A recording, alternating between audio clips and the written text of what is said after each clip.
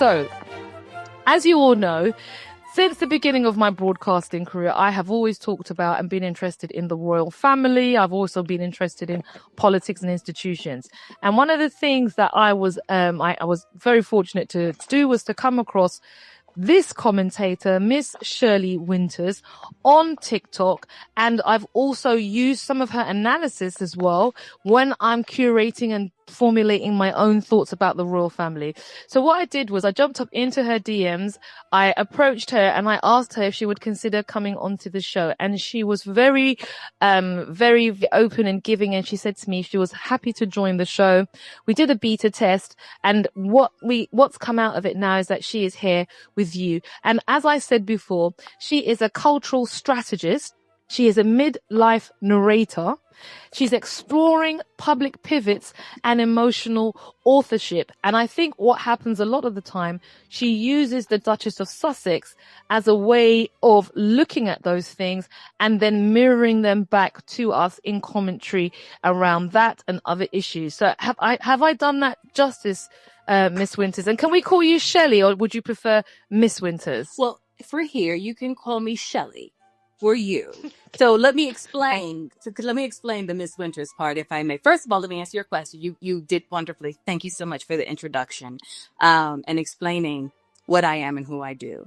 And if I could just really quick explain why I go by Miss Winters. I think it feeds into your about the cultural commentary, because typically women, Black women in particular, are not given the grace of respect. So we can introduce ourselves as, hello, I'm Shelley Winters. Oh, they go directly to Shelly. I haven't given you permission to address me so informally. How dare you take that luxury? So I've put the handle Miss Winters because I command the respect until I give you permission to address me otherwise. Exactly. And I think that's a really interesting start for the conversation, because the idea of Black women owning their space is actually contrary to the existing system that we have. Mm-hmm. So that's a really key pivotal point. So given that we have a much clearer understanding and we have been given permission to address you informally, Shelley, welcome to the show. Thank you for being a guest this evening.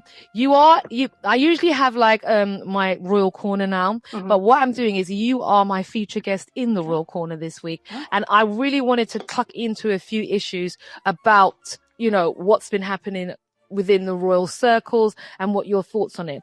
So I want you to just give us your kind of overall, let me just get this bit up here. Yeah, because this is what I wanted to talk about. You wanted to have a segment on, where is it? I've written this down. Katey Middleton. No, it's this side. Yeah. There it is. Yes. Black women, midlife and early life, choosing peace, desire and emotional clarity like never before. They talk at you. I want you to touch on questions of visibility and performance, as opposed to being what is expected and what's not expected, and how you use that as a way of giving us cultural commentary and also talking about the royals. I don't know if I framed that question correctly, because I just pinched that bit from what you said beforehand. No, but I'm saying, to speak over you. Please finish. I'm sorry. No, carry on, please. Go. So here's the thing, and I think Meghan Markle is a perfect example of it, because one, we are expected to, if we are quote unquote allowed into rooms, no matter how toxic or abusive, we should be thrilled and honored to be there, because those spaces are not normally curated for us. How dare this biracial American actress not be thrilled to be a part of the one of the 1%? That's the first part. Breaking the cycle of where we belong and where we don't belong. That's one. Two, also understanding who Meghan Markle is in terms of when she was introduced to the family, as opposed to, let's just say, when Kate was introduced to the family. When Meghan was introduced to the family, she was a fully formed woman. Her frontal lobe was developed. She was a self-made millionaire. She was already a philanthropist. She has already traveled the world. She had already created businesses. She was self-sustained, and she already had her identity. And so the aspect of bringing all of that into that family, into the situation, how it was disrespected. And she basically said, okay, you know what? There is not enough gold or diamonds that were stolen for me to tolerate this, I am choosing myself. I'm choosing my sanity. I am choosing my family, and I'm out. You do with this what you want. And it goes back to they didn't expect Harry to go with her. So it's what we model, or it's a model for us I believe that we as Black women, regardless of our nationality, we see ourselves in her because it is an experience we all have had or are having or will have every day. And so it's, if she can walk away from all of that, because she has faced something we will never know in a global fishbowl. If she can come through all of that, I know I can as well, because we relate on these common factors of self-respect, self-identity, and self-worth that we as Black women are not allowed to have or given the agency to have. But yet we're supposed to protect everyone else and sacrifice ourselves. Does that make sense? I think that's it does. I think that's an interesting point in relation to our own lived experience. And quite often, I'm just thinking about my time in broadcasting and how when I was there and in those spaces, it was very much, okay, yes, you are good, but we don't want you to be anything different from what we've asked you to be when you've come here. So you mustn't have different opinions, or you mustn't express yourself in a particular way. You mustn't even work differently. You need to work exactly like we work. So for example, you couldn't bring too much stuff into the office or the room, because you have to make sure that you can't, you haven't got a lot of papers in front of you to give the appearance that everything is popping out of your head. But it's essentially you had to perform in a set way, which was defined by a particular standard. And then when you don't do that, you are ridiculed or you're rejected. And I can see that in so many elements of my own career journey, but I can also see that in relation to the Duchess of Sussex, because her visibility was really strong, because let's face it, she married straight into that family. She was right front and center, and the performance that was expected of her didn't come in the way they wanted. And therefore, as soon as that happened, she started to be ostracized and removed. And let's not forget, her counterpart, who was different, was given a grace. Meghan was not. Yes, she had space to make mistakes. And still, she could fail forward. And still... Oh, yeah. 100%. I love that fail forward. Right. So that's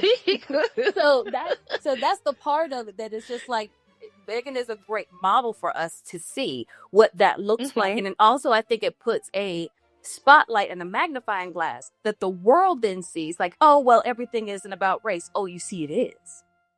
Oh, you see the differences. Oh, you now see what this looks like. Whereas it is our lived experience that no one really saw. It's being acted out in real time for the world, literally.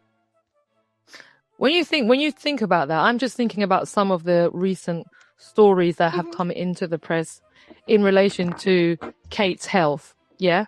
Okay. Oh, yeah. In relation to Kate's health. Bless her heart. Now, thank you. You're very generous. And right, the way in which she has had so many revivals from her journey of ill health in public, and every single one of them the ground has been laid for the revival. She has the reward of the revival, and then she gets to use it again and again and again and again. And I'm thinking about when the Duchess had her miscarriage. People were even doubting that was an experience that she even was even real, or that it was somehow she wasn't able to be unwell. She wasn't able to experience that. And that to me is another kind of really clear indication of how race, sex and class plays a role in any curation of conversation when it comes to women and what type of women who's having that conversation. What's your thoughts about that? Oh, but it's absolutely true.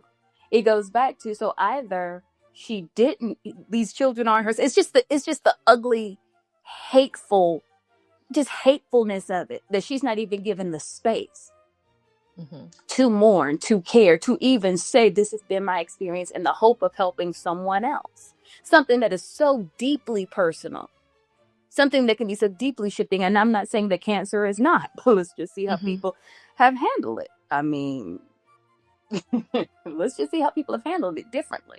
And well, they don't get to have 8 holidays a year and to be skiing down slopes and then calling for, as I call it, the cancer card. You know what I'm saying? You're having enough holidays.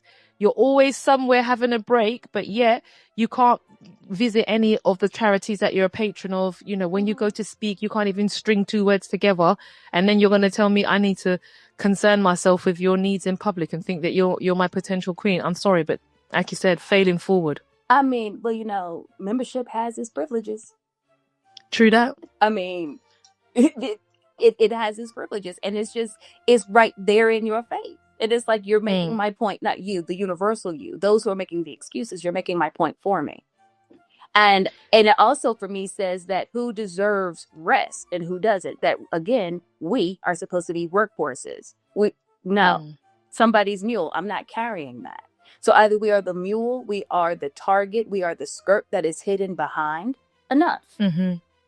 And by removing ourselves from that, Meghan removing herself from that, the 92% of Black women in American political ideology, removing ourselves from that, it has had an effect that people are not prepared for because they are accustomed to our service, to our labor. To our agreement. As well. Be happy to do it. Well, I don't understand. Well, your lack of understanding is not my problem. Go get a revelation. And also, well, I think that's an interesting point because one of the things you mentioned when we were talking about, you know, the framework, you said to me that there was an emotional pivot that happens. And that emotional pivot is about stopping the performance. Exactly. And sometimes exiting and choosing peace over being in that role and performing in that way. Could you just elaborate a little bit about that? Well, absolutely. And I'll just expound because it was our removing ourselves. Like, I'm not going to continue to be the fall guy for you. Or show up and get these arrows and get these darts. And I'm supposed to be thrilled that you allow me to be this target. Pincushion. Pincushion, that's it. I was going to say stunt double. This pincushion for you. And so it is everyone else being just beside themselves because now the headlines are saying, well, they should come back. The royals need help. Yeah, they needed help a long time ago, but they were too arrogant to understand the power that this woman possessed. So many societies are too arrogant to understand the power. That's hubris for you, though. Exactly. That's hubris for you, though, Miss Winters. Shelley, that's definitely hubris. Exactly. So it's the point of we're choosing ourselves, we're choosing our peace, and we're choosing where we choose to engage and what we don't. So the funniest thing is making this back up to Meghan, since this is why you have me on. I'm sorry, I'm getting into global aspects. No. We can do global. We can go all over. So please don't feel confined to the Sussexes as a talking point. Thank you. But it's like I just lost my thought. The part of it is with Meghan. What this means is. Oh, that's the thing, that they think they're hurting her like for 8 years. This is the funny part to me. For 8 years, for them to say she's not significant, she's X, Y, and Z. Rarely a day has gone by that they have not run some article connected to her. If she's so insignificant, why is she in any kind of feed some way, somewhere that you find a way to mention her? Or you make a connection to Harry and Meghan because they sell. Why aren't you so keen on your future king and queen? They're sitting right there. They're sitting right there. So I don't understand. And so when they think they're hurting her or trying to flush her out or something, you know, if we keep saying this and maybe she'll show up, not realizing she told everyone else to kiss her backside a while ago. They haven't gotten a revelation. And if anything, she has turned her sensors off to it. She's now dull to it. It doesn't impact her anymore. She's desensitized. So they're doing everything, and all of their histrionics, if anything, the world over is seeing them for who they are, that they are desperate. This is also the British media. They're desperate. They have a one-trick pony. There is of no interest to the people who are going to be king and queen. And this woman is and this is the subtext, this chick is so powerful. You cannot go a day without mentioning her because your sales fall flat. This chick that's the thing. So one of the things that I have been constantly articulating in my podcast is that the media interest value of the Sussexes is so significant. This is the reason why, as ever, and the products have the traction and that they have. I think it's also to do with the fact that the couple are seen as genuine and authentic in a way that the king in waiting and his do-little partner, do even less partner, Kate, they are not seen as people who are genuinely interested in actually addressing issues. They just want the billionaire lifestyle without doing anything. And I know you recently this week, you made quite a lot of content about Natasha Archer. And I was, I did, because I like to keep abreast of other content creators' content so that I'm on the right track too. Okay. So I didn't cover that one, but you'll pick up all the content on that bit. But what I thought was interesting when I was looking at this Natasha Archer story, and just to provide context, Natasha Archer was an aide to Katey Middleton, and I think she was also an aide during the period that the Duchess was with Harry while they were over here. So she's got history with Kate, and I think she was articulated by somebody else as an appointed stalker. She was an appointed stalker from Kate on the Duchess. And then when she departed, she had a private account, but she was following effectively all of the Duchess's inner circle. She was following all of her Instagram and media stuff.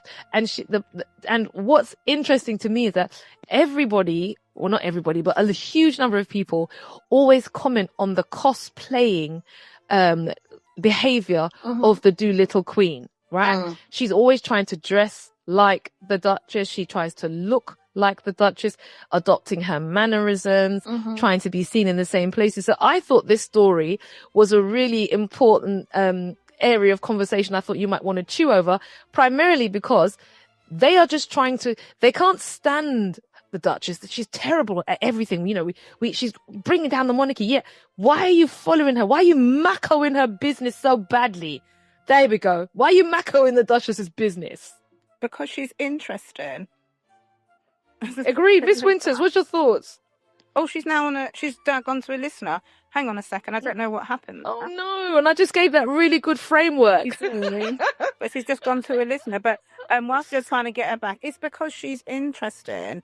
There is something very wrong when you are following 1,400 pages of a person that you don't like. But are you back? Oh, she's back. Yeah, I'll just make that. I'll just land on that point. You're following 1,400 pages of a person that you don't like. I do not understand what that person's yoga instructor has to do with you. I simply don't understand, and I think that one of the issues is, and I think Miss Winters hasn't. Can I call you Shelly? Did you say? Yes, you may. Yeah, I think one of the things that Shelly has said, and I think I'm going to put it even more starkly, is the space that Meghan occupied when she was a working royal was not designed for us as women of colour. It was not designed for us. If you look at, until very, very recently, if you look at who the princesses were, be it Disney or any of those things, the princesses never looked like us. They weren't, that space was not about us. And then in she comes with her 5 languages that she speaks and her litany of achievements. And she starts outdoing them almost immediately. And I don't think that was deliberate on her part. It's just who she is. And because they don't understand what it means to be a black woman, be biracial or otherwise, they have no understanding of what that means. In their heads, black women are supposed to be this. And as Shelley said, you are servers, you are you're the best friend. You're never the main contender. And I think that is one of the things which upset a lot of people. And I yield. Thank you. Go on, Miss Winters, what was your thoughts on some of the points that Top Chick raised and what I was saying also in relation to this lady, Miss Archer, the professional stalker? The professional stalker. Well, 2 points. Well, I'll start with the professional stalker. We over here called her single white female.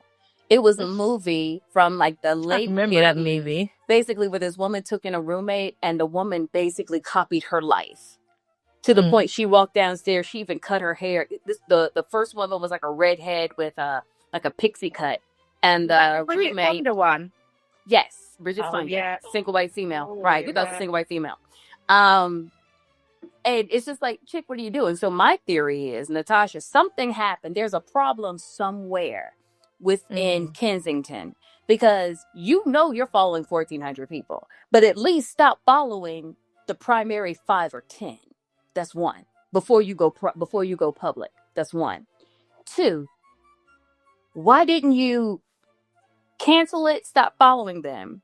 3, how did people know to go and look for it and found 1,400 people?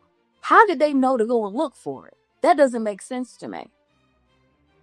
Also, probably, I think she was trying to send a message, in my opinion, to Kate, which is, I'm going to expose you, because there has to be, why would you try to, not do that? Because you know that people are going to say, oh my God, look, she's following that, and she's a close aide.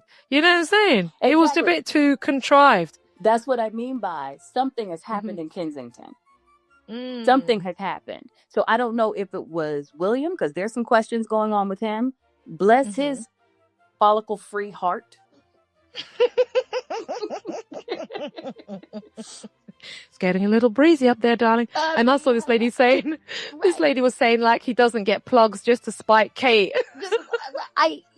So something is going on there. So and it goes also back to, I would say, her obsession, because that's almost that's obsessive. Truly, it is obsessive. And you said about Kate being obsessed with Meghan. I'm not trying to be rude. I'm not trying to be unkind. But when you don't have a personality, let me substantiate that. When Kate came into the family, or was introduced to the family, I keep saying this, her frontal lobe wasn't developed. She went from her mother's house, right, to try to woo this man. She was a social climber. That's it. Okay, I understand they were called the Wisteria sisters. Okay. Yeah, they were. She's a social climber. I get that. So, but what I'm saying is, in her social climbing, her whole thing was to adapt to the world that she wanted. Because when you all say she mumbles, wasn't it somewhere that she had elocution lessons to sound more? Right, and I'm like, okay, then she hasn't broken from the elocution to try to sound in that posh environment, is my theory. And so she's not as confident with it. So that's the mumbling we hear, because that's her inner back door elocution coming in.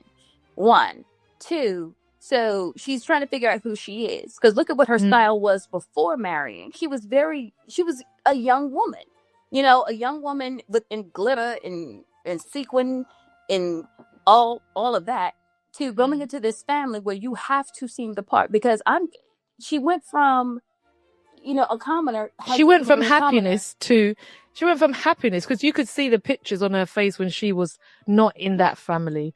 And I'm not saying as far as I'm concerned, she was always a sloth in waiting. However, she was a happy sloth, Right. And now what you've got is an unhappy sloth. Right, who has had to adapt time and time again without falling into or an understanding of who she is. She's still searching for who she is, because not only has she replicated Meghan when she found out it was popular, look at also the other models she used. The grandmother when she was still alive, the daggone coat dresses drive me crazy. I call her Mary Poppins. And why is she always dressed like every time you see her? And did you notice in that blue dress she wore to Wimbledon, I said that she seems to be really, really thin, because the dress is a V-neck cut. And it looks like you can see her sternum. Excuse me. It looks like you can see her sternum. And then on top of that, her arms look quite thin. And I thought to myself, that blue dress and that, that Right. sternum look, it's not a nice look. I think you should have stuck to a high collar, because Right. she doesn't seem, she's so busy. I think what's happened is, I think it's so true what you're saying. Women in the royal household have a number of functions. You either are an incubator, Mhm. or you're silent and you play a supporting role. Mhm. That's how it goes. So she doesn't want to she was happy doing that, but she's not happy not having the limelight and people now looking at her and saying that she's lazy and work shy, because she was, as far as I'm concerned, you was brought up lazy and work shy. I mean, her and her brother and her sister used to live in a £2 million flat.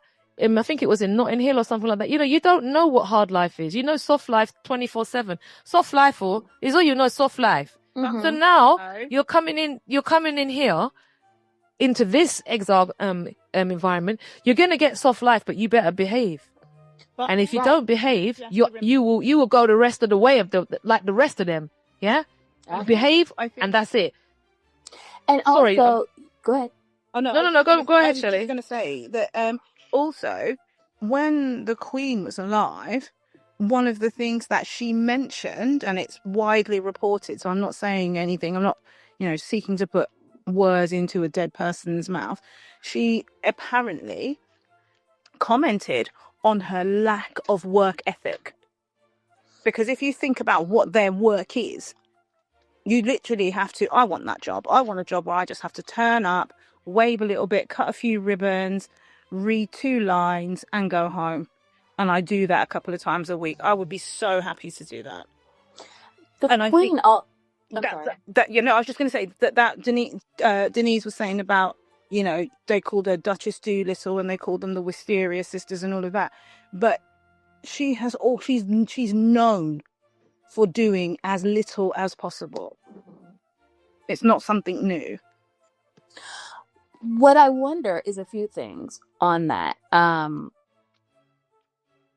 That the Doolittle part, okay, I've seen the reports as well.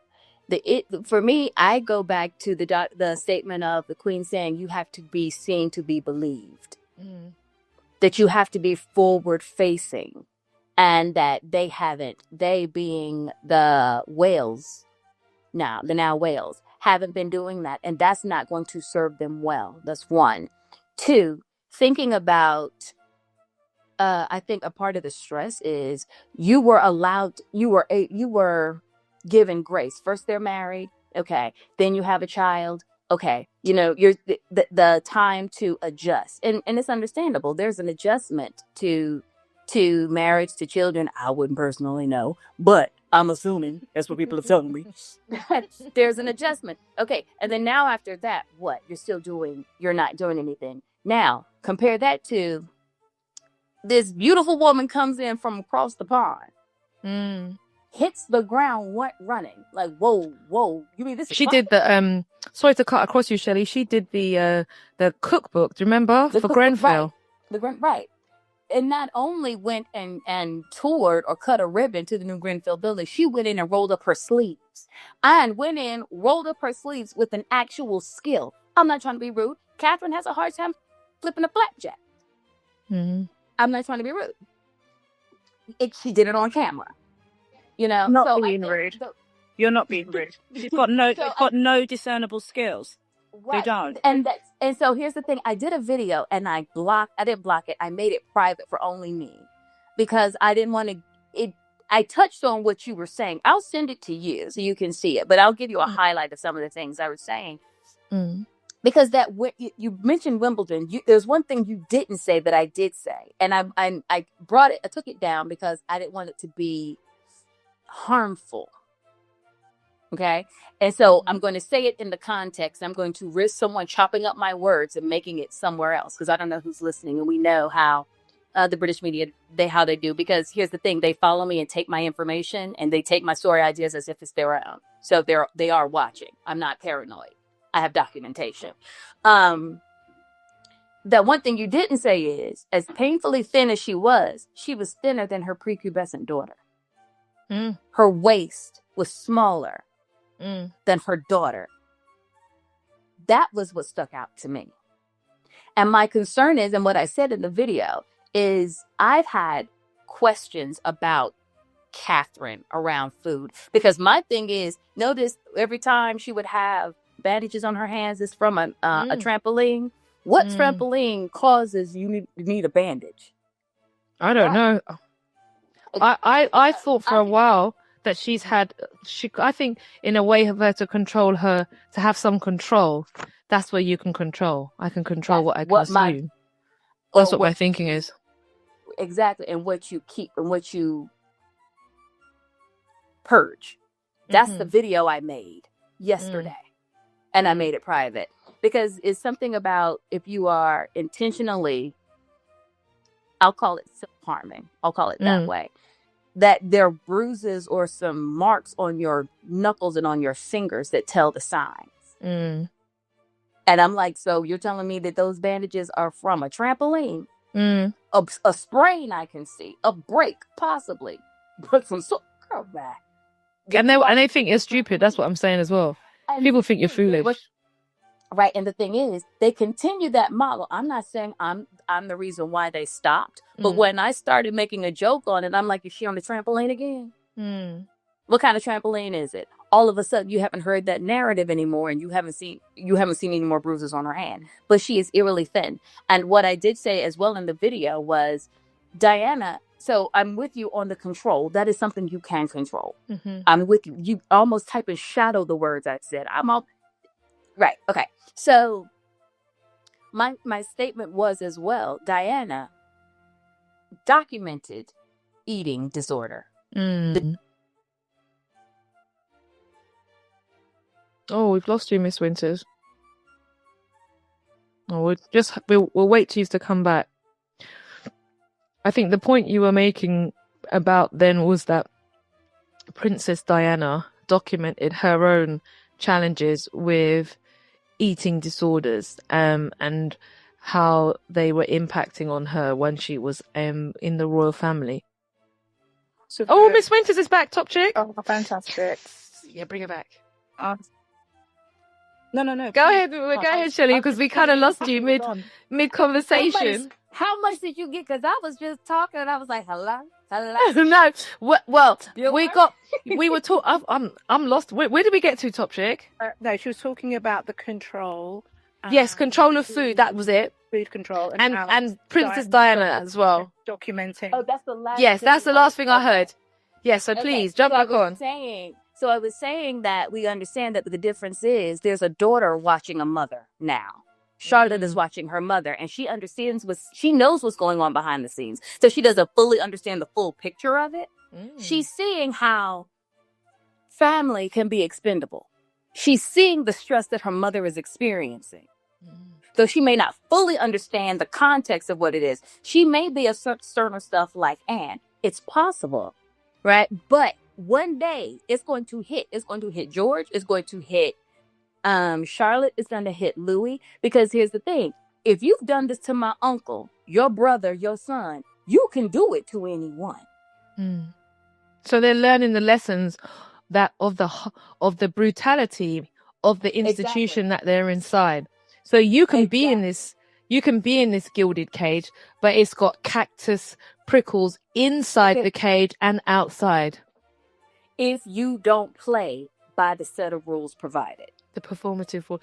What do you think about the reaction of the two children to the disabled child who was at Wimbledon at the Toyn Toss?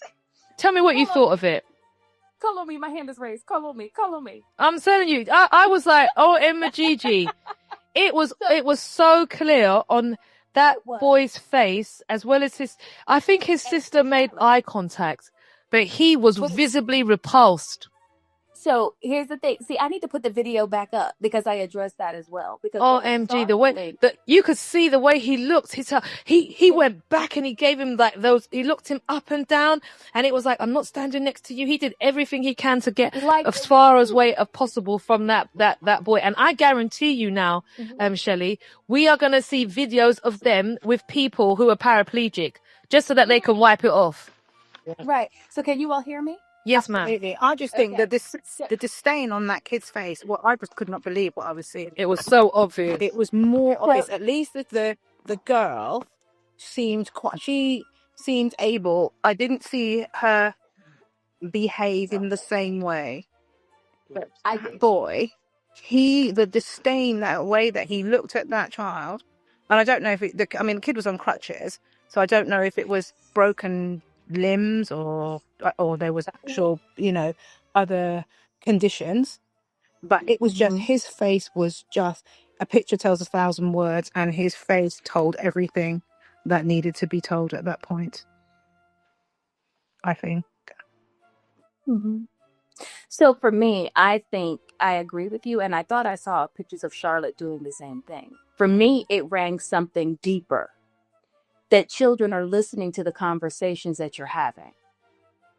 So my question is, what was that face really about? Because it was disturbing for a few reasons. One, he's the future king. Mm.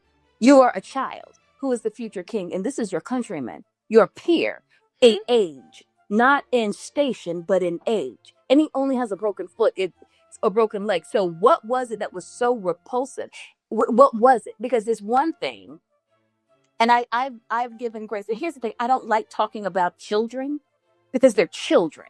But I'm going to speak of a greater dynamic, not just children. So I need you all to rock with me. It's the parenting then. Let's bring that in. You're hitting where I'm going with this, right? So it's, let me just say this. I've given him grace because he may be a shy boy. He's still a boy, right? But it was that up looking down thing. I was like, And then when I looked at Charlotte, I said, this is the same face that Catherine gave when she was in the Caribbean. Which then goes back to, for me, what is the narrative that's being spoken in the home? What is normalized in the home? Right? That's what it echoed for me when I saw it. Because it's one thing to think what you say. Yes, you're going to be king. Yes, you are the one of the 1%. Yes, you are a literal blue blood. Yes, you have a lineage that goes back to Charlemagne, maybe. I don't know. King James wrote a Bible. That was your cousin. Okay. But what I'm saying is, but there's also a level of humility that you haven't been taught to fake, even if you don't have it. But the fact that you don't have it is one thing. But then you saw William and Catherine come in, they can put a face on. Charles, who I call him, King Paw.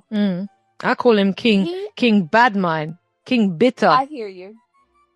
But the thing is, he is charming. But we know how evil he really is. But he's charming. He's able to mask it. Those children have not been able to mask it. And my concern is that they won't be able to. Not my concern, just my observation and what I'm foreseeing, unless something changes, right? Unless that narrative changes. And it also goes to how they haven't been exposed to people outside of their bubble. Exactly. And again, that's not going to fare well for George, again, because he's going to be king. And he's already inheriting a mess. Well, who knows? The system might not still be in place in the way that it is now when it's his turn, or whether or not he does actually get a turn. Because people are really turning away from this whole idea of inherited position without the qualification of endeavor.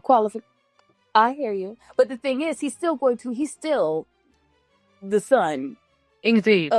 But I think what people need to remember is that if you look back in their lives, well, not in their lives, but in their lineage, the Bowes Lions, they locked their relatives away. One of them died, I don't know, it must have been about years ago. They were locked in an institution because they had learning difficulties. So his response to that boy, sorry, my dog just I'm out in the garden. I mean, his response to the boy with a broken limb or what, if you are continually told that you are the essence of perfection, you'll believe it.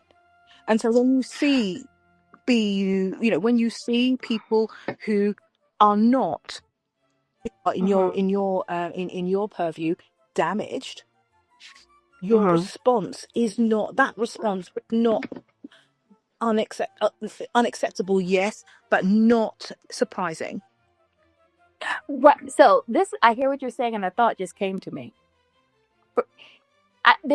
He's had to have seen a broken limb somewhere before. This wasn't new to him. So I'm wondering now, is it a class thing? Because how many times have you seen them actually interact with children of different classes? You haven't.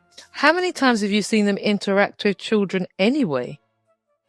But I hear what you're saying. Exactly. But they're in school, in their bubble. As I said in my video, they're in their bubble. If you're not royal, you are of noble blood, or you are of some socioeconomic standing. How many times have you seen them interact with other children? This is the first time. I'm not saying they haven't, that they, short of taking flowers, saying thank you, and then walking to church. How many times have you seen it? And so the juxtaposition of them, let's take them to the Sussex children. The Sussex children, can you all hear me? Because I don't want to get disconnected. No, we can hear you, Shelly. Go on. The Sussex kids, and I said in my video, are better orchestrated to be global ambassadors. Oh, yeah. Why? Because think about it. If you're talking about just a broken limb, think about, I'm hearing ticking. That's me. Sorry, I'm on my computer trying to get to the next page. No problem. Yeah, go on. Okay.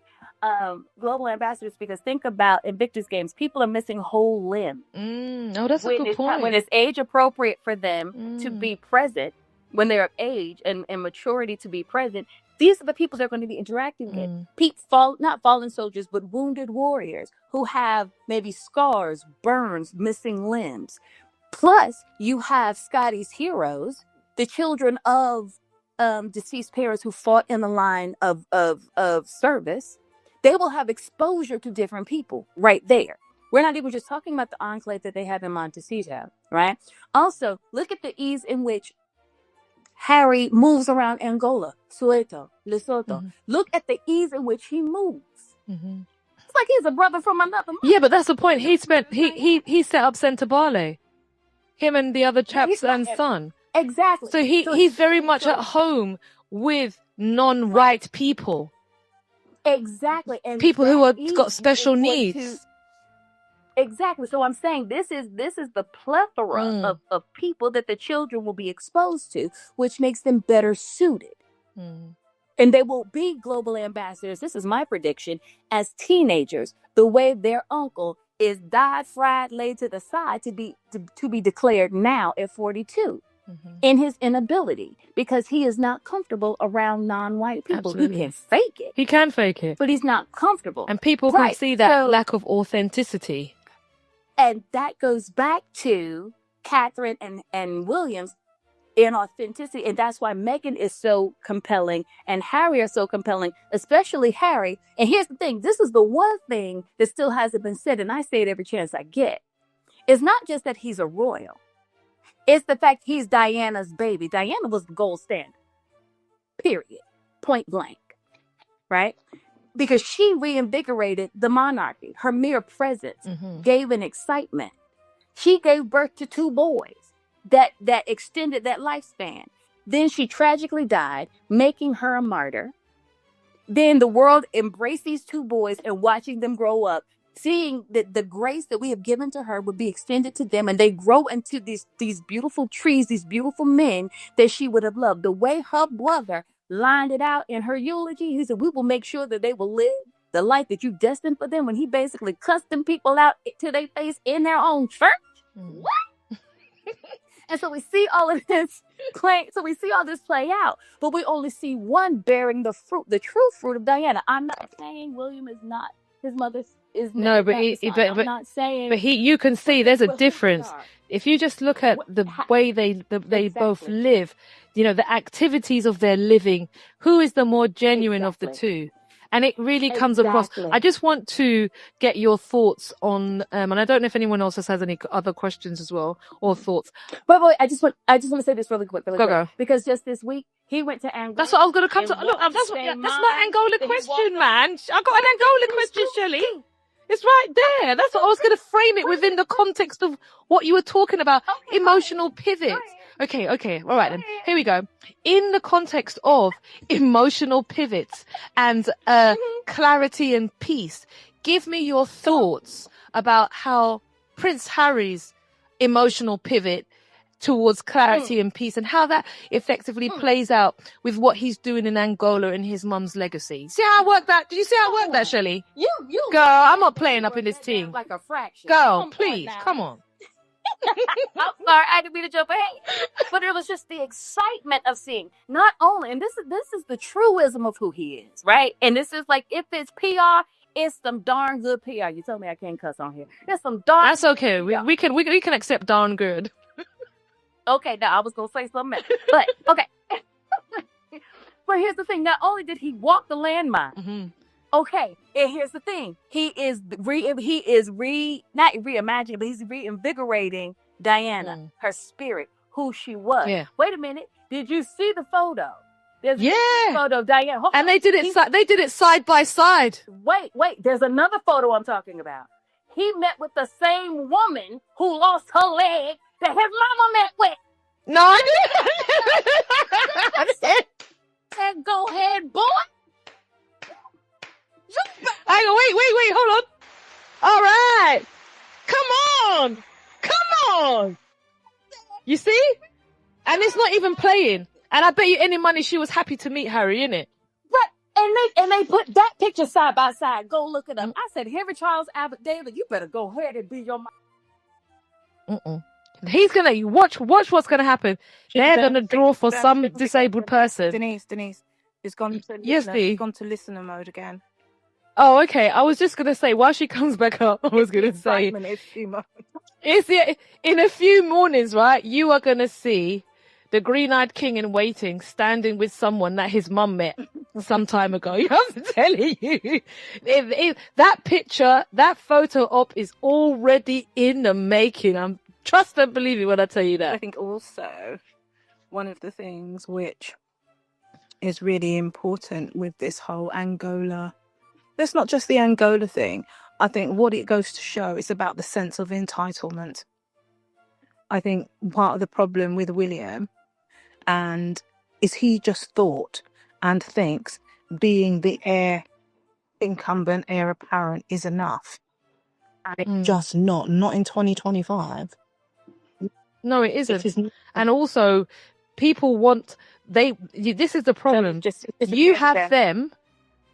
Okay, hopefully we can try and bring Shelly back. Yeah. She back? Yeah. You have them earning huge amounts of money. They had the royal accounts were done. I think I covered it in the Royal Corner last week, and they have earned an additional. I think that the Lancaster of Duchy estate has gone up to the value of £1 billion.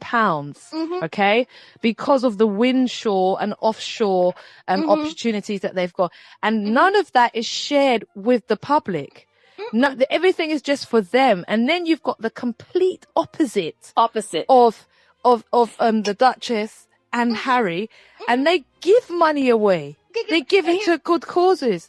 So to me, it's like the biggest, for want of a better word, destroyer of the monarchy, and I don't even want to use that language, but the biggest dismantler of the monarchy is Harry and Meghan's continued success. Exactly. And here's the thing: they're doing the work that they're going to do without taxpayer funding. I call them welfare Windsors.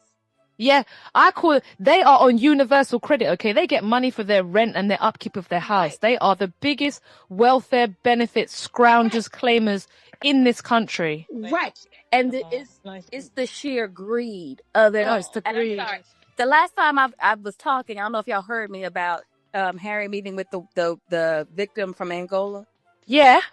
Okay, I'm just making sure because when I came back, y'all were talking about something else. Because you dropped out because we were so excited that he'd met with the person. I was saying that his green-eyed brother is going to draw for somebody who his mum met at one point. That picture of that PR exercise is already in the making. Right. He's going to find some black people to be with. Oh God, please! It'll draw for the minorities.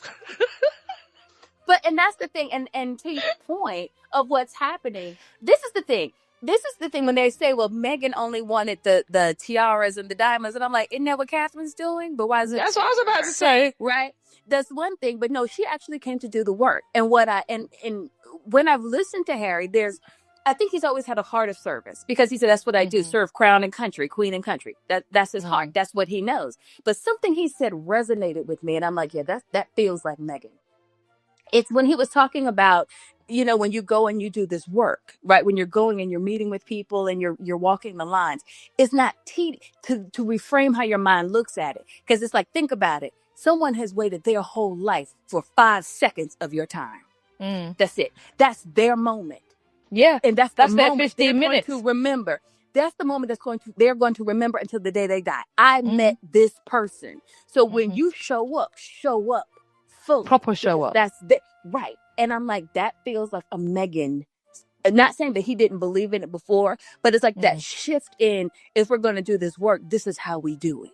We're going to be there. We're going to be attentive. We're going to be present, and we're going to 100%. give 100%. It'll be depleting. Yeah. I'm going to need a nap after that. But, but this is what we give. This is also service of paying attention. And to your point of the various charities that they've established and are actively actively participating in, not just signing a name or breaking a bottle. Yeah.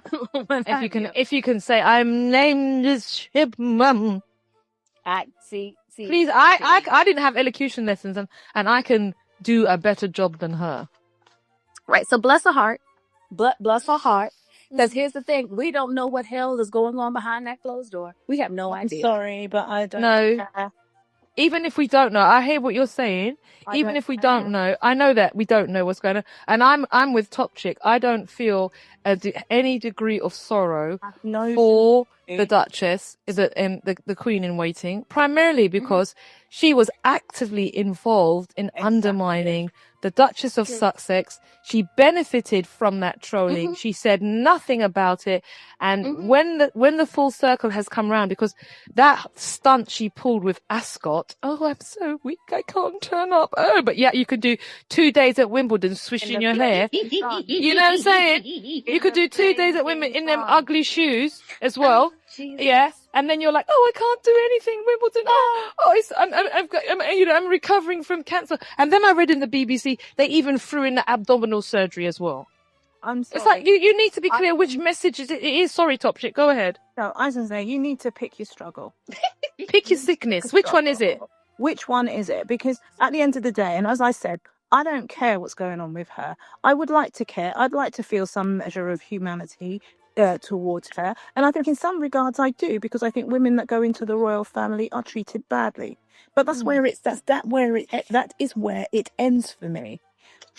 When you had gone down at some point, Shelley, one of the things that I said was that she drank her own Kool-Aid, and she drank far too much of it. Because what has now happened is that when Meghan was being pilloried and vilified, which she still is, but when she was here in this country and she was being pilloried and vilified, they were briefing against them.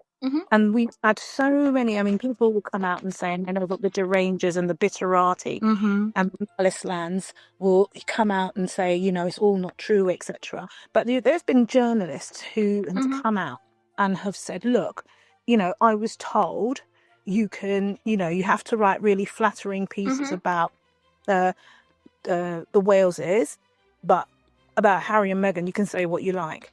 And there have been lots of journalists who've come out and said that they had an opportunity to put a stop to that. She had an opportunity to befriend Meghan and just say, look, you know what? Because I tell you what I thought. With the relationship between Diana and Sarah Ferguson was really interesting. And when Sarah Ferguson was interviewed by Oprah, one of the things, because she's had a couple of interviews, and one of the things that she said, and I think it was after her divorce, and she said, we really supported each other, because when you're in there, the expectation of you as a royal wife is completely different to, the life that you've lived. So we really supported each other. And Kate had an opportunity. But because she was so gravelicious and greedy for the publicity and completely self-absorbed, she allowed them to throw Meghan to the wolves. And so when Meghan said, "Up with this, I will not put," and left, she thought that the way would be clear for her to just swan about and do the nothing that she did. Now, what has happened is those tables are now turned. And as you said, she is, this whole skinny white woman thing, that's something else to discuss at another point. But she looks thin, she looks frail. My personal belief is that her illness, as her sister said, was a non-traditional type, whatever that means. I don't think it was what they said it was. And I just think that now what she is realizing is that they're going to Meghan's not here for them to throw under the bus. So we're going to choose you, because there is no way that we're going to throw the heir under the bus, because it's the heir. That's it. So you laid your bed, start lying in it. Well, it's interesting. So I have opposing views. I have opposing views on myself, and I'm like, I have to come to some conclusion. So I understand what you're saying. I totally understand. And the argument could be made for Meghan. Well, she knew what she was signing up for. Hold on. Did Meghan actually know what she was signing up for? She's American. She's an actress. They are worlds away, right?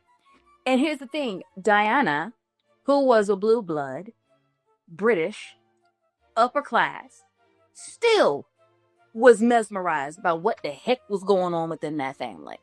So she was still like, Diana herself wasn't even prepared.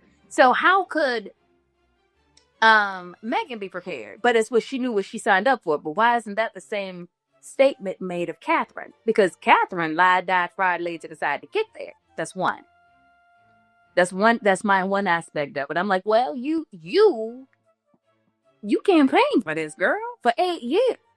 I'm not trying to be rude. I'm not trying to be unkind, but you did, right? So put that with, I will say to you, I wouldn't like Meghan either if I were Catherine. Because what do you mean the more gregarious son? It didn't take him 8 years to choose somebody. He said, her, that's it, let's go. I'm taking her to Botswana. Let's get this ball rolling. They were engaged within 2 years. She had to wait 8. The person that was supposed to be on the sideline with her, Harry, is now taken away. And this woman, and you married a biracial American actress who is better than I am. And she was a divorcee. Don't forget that whole Wallace and Mrs. Simpson thing. Right. So everything, and she embodies who is the figure that's always looming in the background. It's not Elizabeth, it's Diana. And my thing is, and I'm not saying it's a game, but it is a game. And I think it's the approach of whoever reminds, who invokes the spirit of Diana more wins.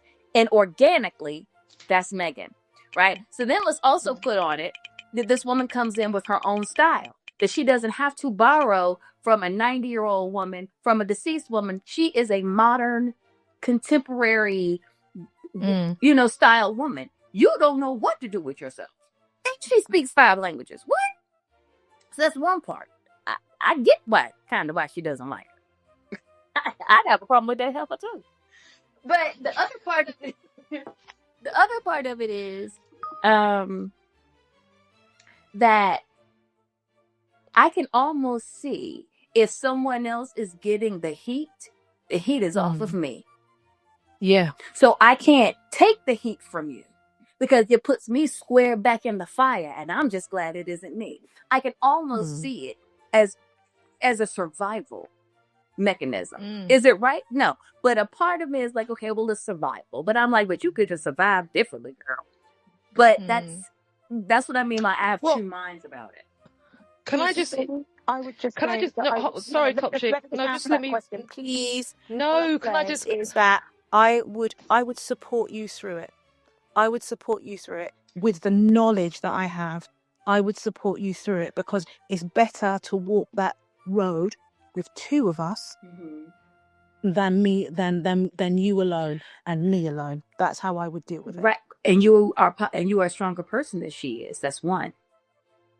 2, there's also the resentment that this biracial, I'm going to keep saying it, this biracial American divorced actress walked in here in less than 2 years, what I spent nearly a decade campaigning for.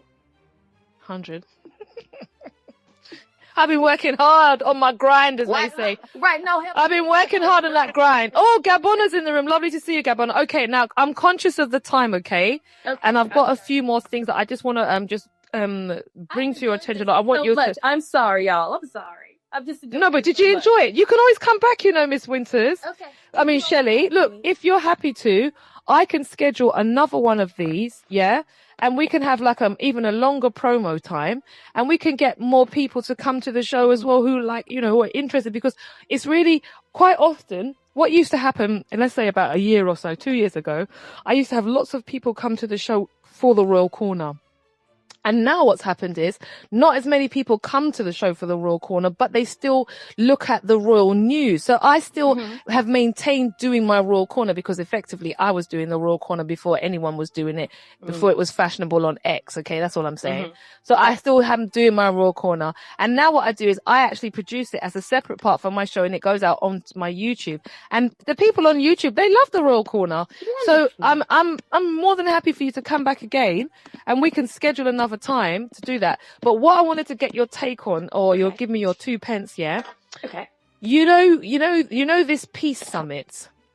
Allegedly the peace summit that's been yeah, I know. We don't even know what it is. Let's just call it the meeting, because I think it's probably better to call it a meeting, because the Daily Mail was calling it a peace summit, where Harry was desperate to get back in, and he knew so much that he couldn't come in with Meghan. Anyway, so there was that.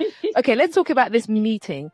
Okay. Now, in light of what you were saying a moment ago in relation to Kate possibly using Meghan as a battering ram to protect herself from scrutiny, if this let's say there is a form of reconciliation, or shall I say, actually no, let me frame it like that. What do you think about this meeting?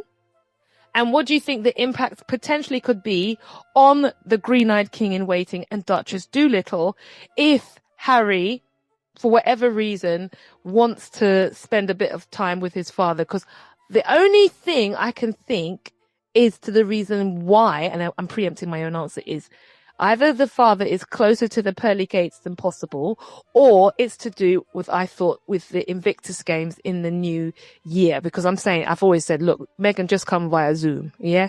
You and the kids stay home. We don't need to see you in the flesh. We can look at you like that. But anyway, that's my question. What's the impact on Kate and William if there is a potential better communication between Harry and his father? And what do you think this meeting was about, despite what the papers said? That's my 2 pences. What do you think? I think the meeting could have been a combination of the two.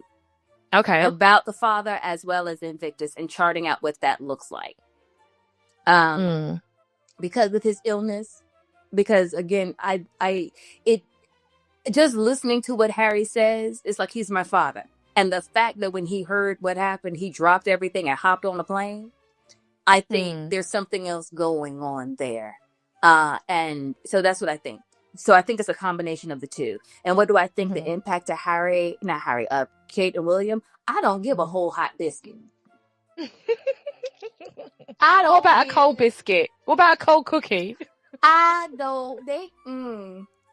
2 tears in a bucket. Y'all can go ahead and finish that sentence.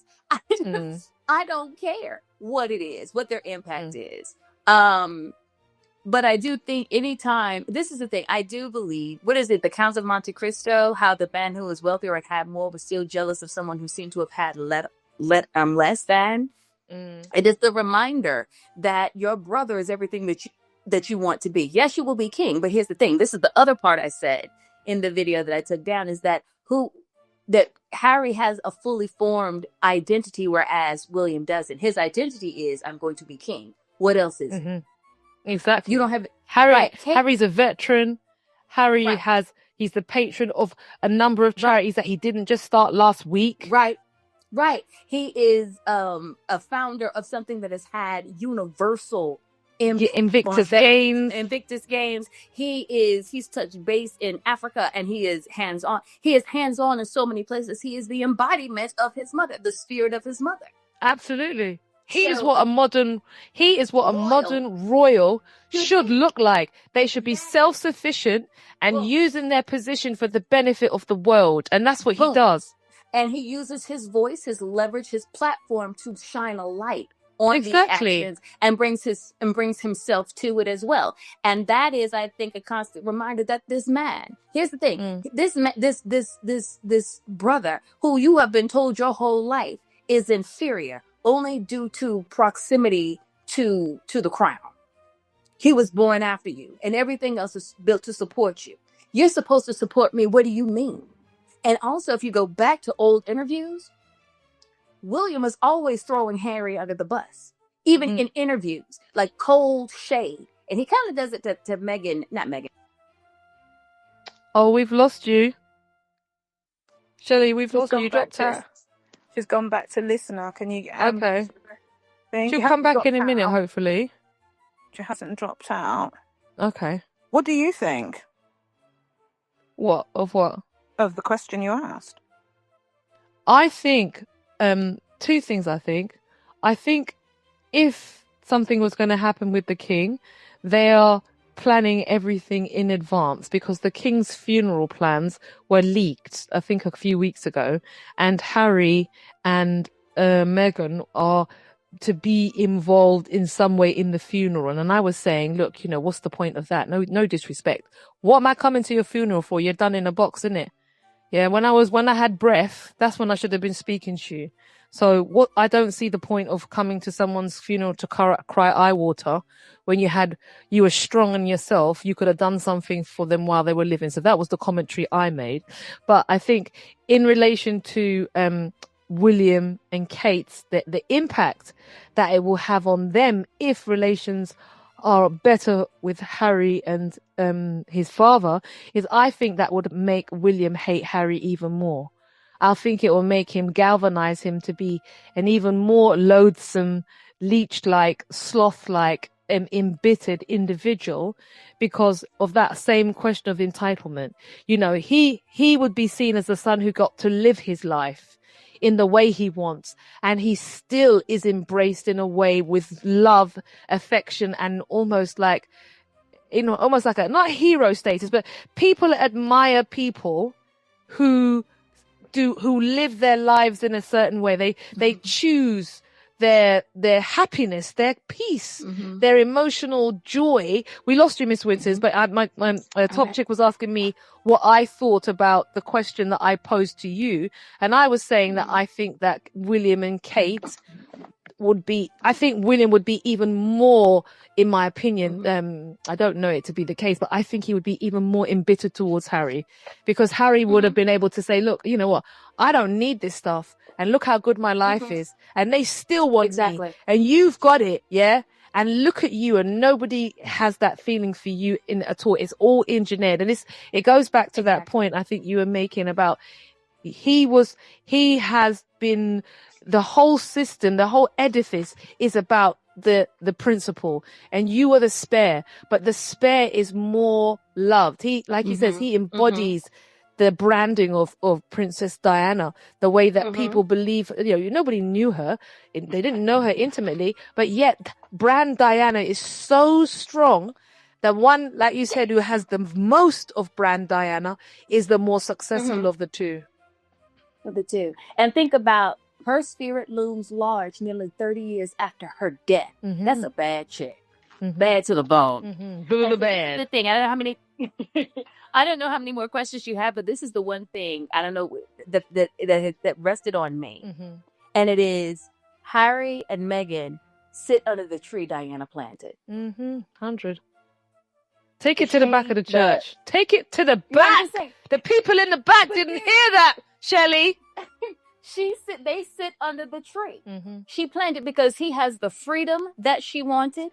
That she just as she was beginning to find her footing, and she was taken from them. They are able to live their lives fully, out loud, without apology, in a joyous way. Work Exactly. And then raising their children outside of that system. Mm-hmm. They're still a part of the system because they are in line to the throne. Mm. And I know the derangers are mad about it. Oh, well, cry 2 tears in a bucket. Mm-hmm. And so,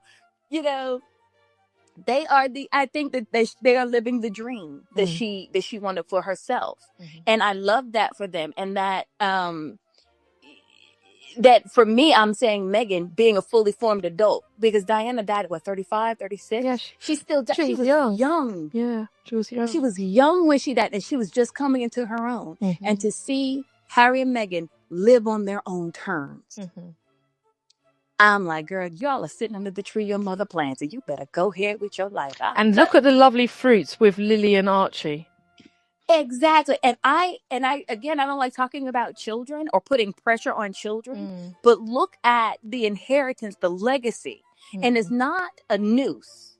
It isn't. But it's a beautiful thing if nurtured well. But don't you always see them, Shelley, looking, when they see them with the mum, when you see them with Harry and Meghan, those kids look smiley, isn't it? Not smile. I mean, you don't always see their faces, but I'm just thinking of the Disney photo. Right. When she was there with the little dress, and it's like, oh, they're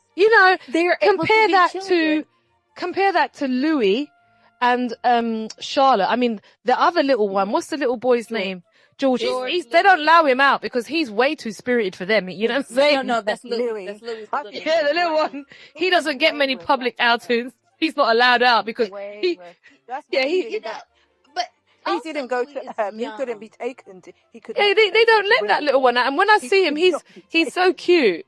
But it's because he's a normal child.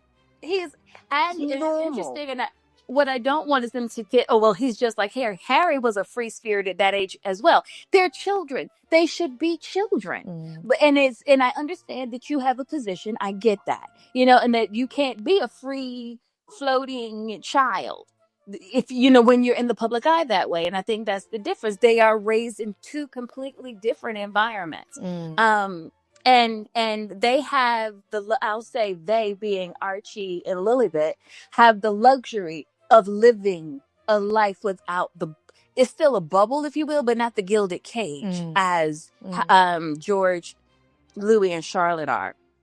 Can I just that the peace summit is about... Sorry, I have to just make it very quick. Please just make it very quick because I've got to draw this bit to a close now. Please, Top Chick. Yeah, certainly. I just think it's about legacy. I think it's partly about the Invictus Games, but I think it's about legacy because Charles's reign has been mired by this feud. Can you hear me all right? I've got these dogs that are barking in the background.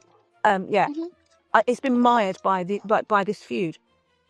And because he has been king for such a short space of time, he's clearly unwell.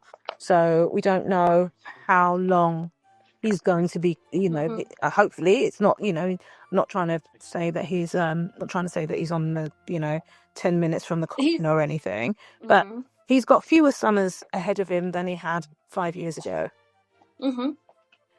And I just think that this is about legacy. He's the head of the church. He's not only the head of the church, he is the leader of all faiths, well, certainly in this country. So he cannot be seen to be having an exiled child where you cannot forgive, even if you think that he's done, I don't know what he thinks that he's done that's so terrible, because in the 1990s, Charles wrote a book about his parents. Right. And the whole Dimbleby interviews and all of those sorts of things. So it's not something that's alien to them. But he cannot be seen. And I think this is and I think that, Cam has her fingers all over it because she's the queen of rehabilitation. And there needs to be rehabilitation here. Right. But I don't think she cares about rehabilitation as long as it's for herself. Because if that was the case, she would not have been meeting with, what is his name, Jeremy Clark, after they made such statements about Meghan. I don't think she would have entertained. She wouldn't have entertained those conversations if it was about rehabilitation. She would have been maybe more active in trying to bridge those gaps that exists, as opposed to them saying it's Sophie or it's Catherine, just to try to give them good press. And when you say he's the king of the head of the church of all faiths, he was that when he allowed his son, to be mistreated at his coronation. He was all of those things this whole time. The only difference is that he is of ailing health. I agree. So it's interesting you say about his legacy, because I even said his legacy is how he allowed his son to be treated, his ex-wife to be treated, and it's manifesting in your son because you haven't learned the lesson, your grandchildren to be treated, and that Harry is his legacy and the mistreatment of Harry and how Harry still rose above it all.